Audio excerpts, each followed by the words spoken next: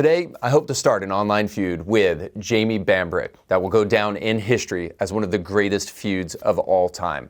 I'm thinking Lincoln, Douglas, maybe Buckley. What's the other guy? Gore Vidal. Stop calling names and face, and you'll stay plastered. Yeah.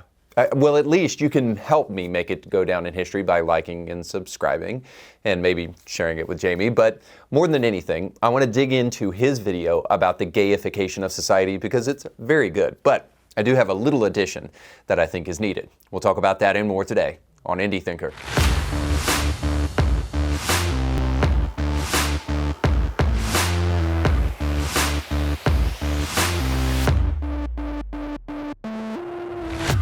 Welcome to the show. My name is Reed Uberman, and I'm the founder of Indie Thinker Media. Now, Jamie Bambrick is a Christian Irish YouTuber. When he's not making great content on that wonderful little island, he's probably, I'm only assuming, slamming Irish whiskey down his throat and potentially lighting up Catholic churches, which some of the people on that island are in the habit of doing just for fun on the side. But when he's not diverted from those kind of things, he is making great videos, and you might be aware of him because he is the one who created the kind of counter he gets us Super Bowl ad. Since then, Jamie has been exploding in notoriety, and I thought I'd mention him on the show today because he did just get done making another great video on the gayification of society, in which he argues, I think, the very compelling and true point that culture is actually downstream from politics, and politics is upstream, influencing culture a whole lot. And we see this repeatedly. Jamie gives kind of a history of how this has taken place, but ultimately I think the premise is perfectly fine. I only simply have an addition and no real disagreement with him. But I did want to try to create some beef just because this is my twisted way of showing people I care. Now, in order to see what Jamie has to say about the gayification of society and the, I think, very important addition I have to offer, let's hear what he has to say. I think one of the things that you don't notice is some big popular outcry for gay rights or for legislation in this regard or for pride marches. You don't see hordes of normies, of straight people rushing in the streets because they desperately want BDSM to be taught in elementary schools. That is not a thing. Where we do see things like that happening, they tend to in fact be a product of the movement's success, but not a cause. And Oran McIntyre has made a point on this, which I think is very potent, which is that we need to, as conservatives and ultimately as Christians, have much less faith in the idea of populism. But the idea that there's this, at some point we'll hit a critical mass of convincing the average person that they need to take popular action, and then we'll march in the streets, and once we have our political demonstrations, then we'll win the day. You see, the fact is that most people are not particularly original thinkers, and indeed they never have been. Even Tolstoy makes this point about one of his characters in Anna Karenina when he says the following: Stepan Arkadyevich, or whatever the Russian name is, took in and read a liberal paper, but not an extreme one, but one advocating the views held by the majority. And in spite of the fact that science and art and politics had no special interest for him, he firmly held those views on all of these subjects which were held by the majority and by his paper. And he only changed them when the majority changed them. Or more strictly speaking, he did not change them, but they imperceptibly changed of themselves within him. Thank you so much to Josh Dawes for pointing that out on Twitter. Otherwise, I would have to actually read Tolstoy. Which, to be fair, I have done a little bit of. Certainly don't have it memorized or have that sort of prescient insight into it. Anyway, all of that to say, the idea that things change because the public have become convinced and they rise up, they do something about it spontaneously, and you have a bottom-up movement. That is basically a historical anomaly at most, and more likely just pretty much unheard of. The public are in fact usually led, and they are led by those in positions of power. Now, I think Jamie is totally right about this. I believe it was Breitbart that said that culture is upstream from politics. In other words, that culture is this force that needs to be dealt with if we're ever going to change the political atmosphere. But I do believe that there's a lot of that's in the reverse, that there is a political machine that is changing culture. So Jamie wants to reverse our understanding of this to show how the political actually makes a huge impact on culture, and then culture makes a huge impact on the way people think, the way people talk, the way people interact with each other, and so much more. This is why we can't ever afford to make that kind of silly comment that Christians shouldn't be political. Well, Christians should be political only insofar as Jesus is Lord over everything, including politics. So that is to say, we should definitely be political in the sense that we're not constantly trying to worry about left and right or political parties or even political personalities, more so trying to stand up for the principles and the philosophies that make up these political parties and to make sure that they're actually creating a better world for each of us. So as right as Jamie is about all of this, I only want to add a simple addition to what he has to say, because I don't think this is simply a political problem. I think this is an institution problem. And by that I mean that the political is just one institution among many, and perhaps one of the most important institutions that we can look at today to see how culture has been influenced is to look at the academy. You might be familiar with the term the long march through the institution.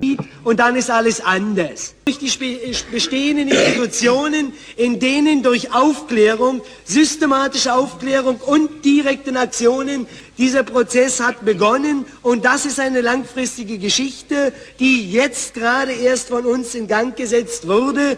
Now this was specifically a program of Marxists to try to infiltrate the academy. This was originally spoken about by Gramsci and then carried on by the SDS, the Students for a Democratic Society. I would highly encourage you to check them out because there's a connection between this guy and the Students for a Democratic Society and the Weather Underground, which is a radical Marxist organization. Anyway, their whole purpose was to try to flood the academy with Marxist ideas.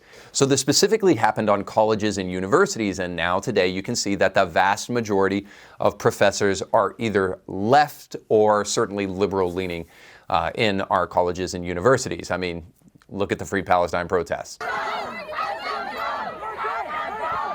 So all that to say that Marxists have long been in the habit of trying to impact the minds of the next generation. Now, this started all the way back in the Communist Manifesto when Karl Marx said that he wanted to abolish the family. You can see this in recent Marxist organizations like Black Lives Matter, who said that they wanted to disrupt the nuclear family. Now, oddly, those same Marxists not only wanted to disrupt the nuclear family, but were made up of a bunch of black lesbians. Ultimately, the Marxist idea, the Marxist program, was to invade institutions for this one specific purpose. They wanted to impact and change the makeup of the family. Engels, who was Marx's counterpart, argued in his seminal work, The Origin of the Family, Private Property and the State, that the family was nothing more than private property and should be abolished because the family belonged to the state. Now, oddly enough, I think there's a more recent communist that argued the exact same thing. There's no such thing as someone else's child.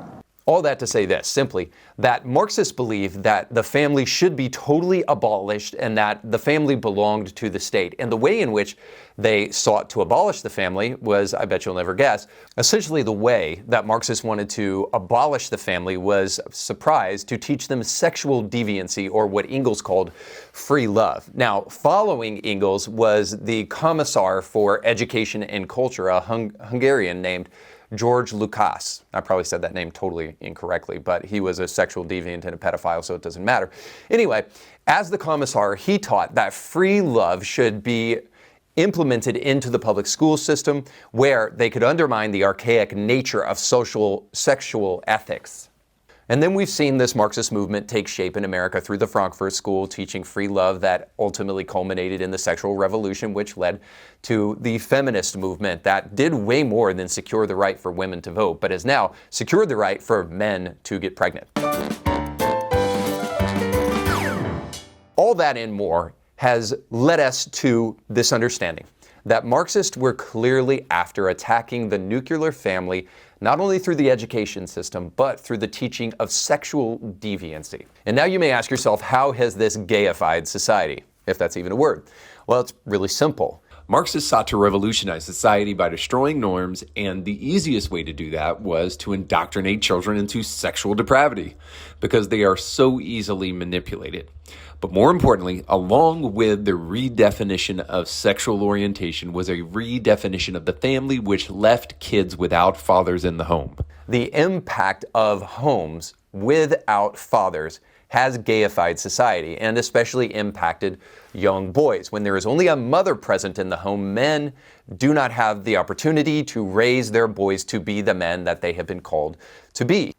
America has the biggest number of single-parent homes compared to any other nation in the world. In fact, it's not even close. China has somewhere around 4%, while America is sitting pretty, or not so much, at 23% of its families are single parents. So the gayification of the family is directly linked to father absence. I can show you this in a psychology journal where this is argued. Consistent with the prediction of the theory, the analysis of the National Longitudinal Study of Adolescent to Adult Health data show that father absence significantly increases women's, but not men's, same-sex sexuality in adulthood, whether it is measured by self-identity, sexual behavior, or romantic attraction. Further consistent with the theory, the association between father absence and same-sex sexuality in women is entirely mediated by their social-sexual orientation. Now, that only shows one half of the equation. It shows that women are more likely to gravitate towards same-sex attraction without a father in the home. But this is easy to see through a simple common sense argument that this is not just girls who will be impacted by this, but mostly boys. It's obvious that a boy needs a father in his home to try to help him understand what masculinity looks like.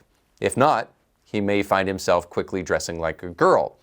Now, I'm joking, of course, but I do want to take notice of the fact that the vast majority of things that we see taking place during Pride Month usually revolve around men.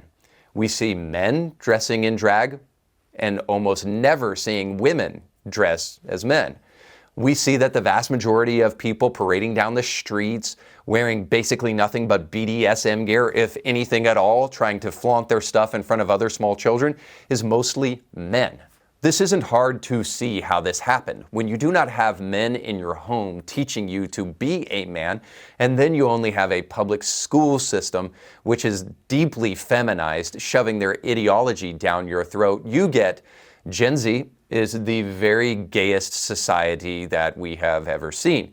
So much so that they look up to Andrew Tate. Wait a second, that must be a typo. We'll go with it anyway.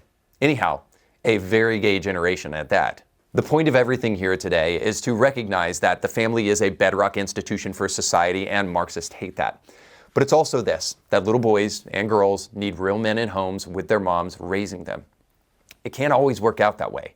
But if you don't fix this issue, you'll have more than bad advice from Pearl Davis to reckon with. You'll have a bunch of people who are sexually confused, raging every June in our city streets. All right, that's all the time we have for today. Don't forget to go to the description where you can find some amazing sponsors to help you refinance your home, among other things. And then you can also sign up for our newsletter where you can get Indie Thinker extras and exclusives. But don't forget to like, share, and subscribe. And most importantly, go with God.